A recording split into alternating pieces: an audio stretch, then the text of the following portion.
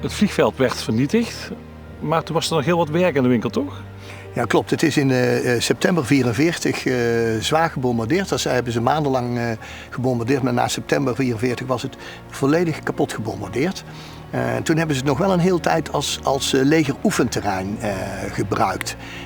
Hier werden chauffeurs opgeleid enzovoort enzovoort. Er waren schietoefeningen, dus het was nog steeds wel een legerterrein. Als je op die foto's die bombardementen ziet, dan zie je dat het helemaal vol ligt met bommen. Daar waren heel veel blindgangers bij. Die waren al die levensgevaarlijk. Levensgevaarlijk, die konden spontaan ontploffen. En toen is er een plan gekomen om al die blindgangers weg te halen. Maar omdat die landingsbanen hier lagen, daar waren bommen doorheen gegaan. Die lagen onder die landingsbanen. Soms niet ontploft. En toen is er besloten om die landingsbanen helemaal weg te halen. En daar natuurgebied van te maken. Ja, dan moest dus flink wat asfalt weg. Al die zooi is weggehaald. En wij wilden wel graag dat die geschiedenis zichtbaar bleef. Ja. En wij zitten nu op een rail, zo'n bultje. Die zijn opgeworpen met plagmateriaal van de heide. Zodat er aan de randen van waar de startbaan lag nog steeds een merkteken is. Oh, hier lag die landingsbaan. Ja. En dan zie je ook wel hoe enorm dat geweest is. En wij zorgen met ons beheer dat het overgrote deel van het gebied zoveel mogelijk open blijft. Dat de mensen ook in de toekomst nog steeds kunnen zien waar lag dan dat grootste oorlogsvliegveld van Europa. Ja.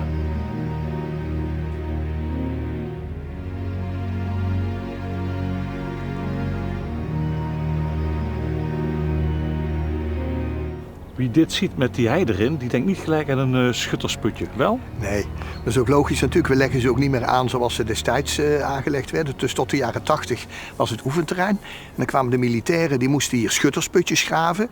Zodat ze daar met hun bepakking in konden. Ja. Maar daardoor was die kale grond en dat grind was aan de oppervlakte gekomen. En dat zorgde voor dat de zandhagedissen, levenbare aan de hagedissen, het hier prima vol kunnen houden. Maar ook rode dophei, extreem zeldzame soort die hier op de hei, grote hei voorkomt. Ja. Dus wij willen die soorten in stand houden. Dus moet je een beetje dat beheer hetzelfde doen. Maar wij gaan natuurlijk geen echte schuttersputje. Nee, zeg alsjeblieft. Dat is helemaal niet nodig. Maar je wilt wel die grindplekken, die wil je zichtbaar hebben. Ja. En eens in de zoveel tijd zie je hier in het terrein weer kale plekken. En dan hebben wij weer even zitten te graven. Een boom eruit getrokken. Ja. En dan start het hele proces weer opnieuw. Ja, hoeveel van die schuttersputjes heb je hier? Tientallen hebben er gelegen. Maar als je er nu doorheen loopt, valt dat niet meer op. Maar de naam zit er nog steeds in, Schuttersputjesveld. Ja.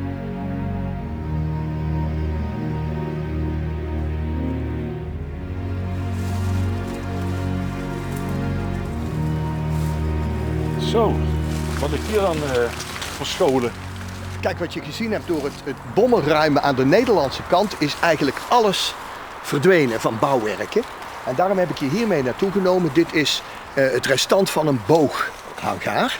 En op dat hele grote vliegveld, wat over de grens heen ging, heb je gezien, stonden meer dan 40 van dit soort hangars om vliegtuigen en andere voorraad in veilig op te bergen. En dit is de enige die nog over is. Veel mensen zullen zeggen, ja, echt mooi, echt schön is het niet, hè? Nee, daar hebben ze ook wel gelijk in. Maar ik denk dat iedere fotograaf hier wel blij van wordt, door zo'n structuur. Maar niet alle restanten van de geschiedenis hoeven mooi te zijn. Hè. Je wilt het verhaal van de geschiedenis zichtbaar houden. En hoort zo'n booghangaar bij. En aan de Nederlandse kant, wat is er nog over? Terwijl die geschiedenis extreem belangrijk is voor ons. Hè. Dus nee, dit vind ik dan mooi vanwege de geschiedenis.